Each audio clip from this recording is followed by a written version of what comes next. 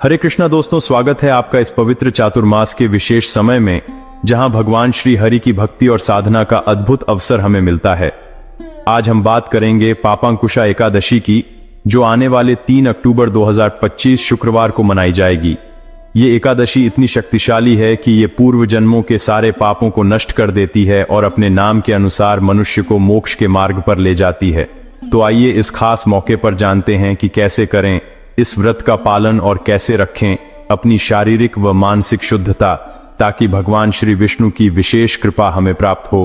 पापांकुशा एकादशी अश्विन मास के शुक्ल पक्ष में आती है और चातुर्मास के समय होने के कारण इसका महत्व और भी बढ़ जाता है। इस दिन पूर्ण भक्ति और श्रद्धा के साथ व्रत करने से न केवल सभी मनोकामनाएं पूर्ण होती हैं, बल्कि भगवान के चरणों में स्थान मिलता है।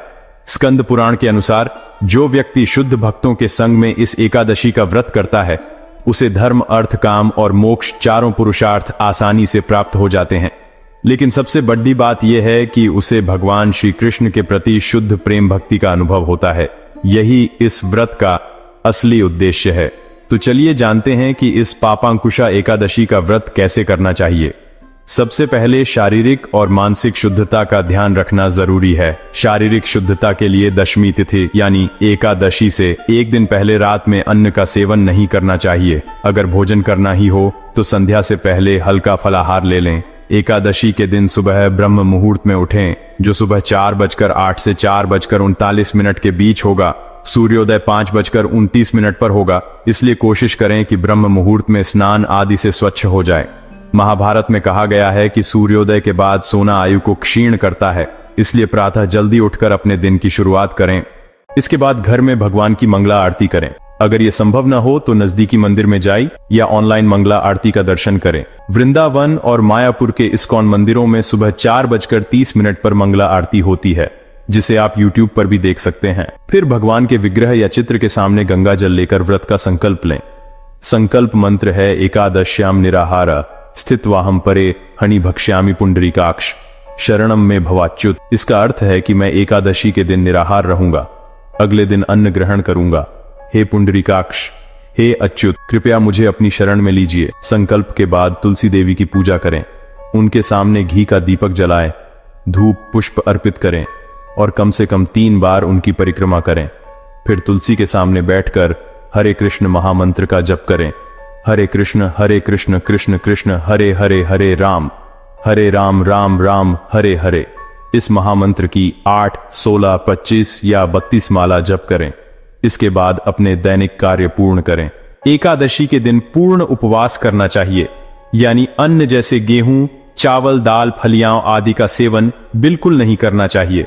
अगर स्वास्थ्य कारणों से उपवास संभव न हो तो फल, दूध, कंदमूल, सूखे मेवे या एकादशी प्रसाद ले सकते हैं, जिसमें अन्न का उपयोग न हुआ हो। शास्त्रों के अनुसार 8 से 80 वर्ष की आयु तक सभी को एकादशी व्रत करना चाहिए। अपनी संस्कृति में बच्चों को भी इस व्रत के लिए प्रेरित किया जाता है। आप बच्चों के लिए घर में एकादशी के पौष्टिक और स्वादिष्ट व्यंजन बना सकते हैं, जो बनाना आसान भी है। अब बात करते हैं मानसिक शुद्धता की। अपनी चेतना को शुद्ध करने के लिए दिन भर हरे कृष्ण महामंत्र का जप करें। भगवद गीता और श्रीमद् भागवतम जैसे ग्रंथों का अध्ययन करें। भगवान श्री कृष्ण और जगन्नाथ जी की कथाओं का श्रवण करें।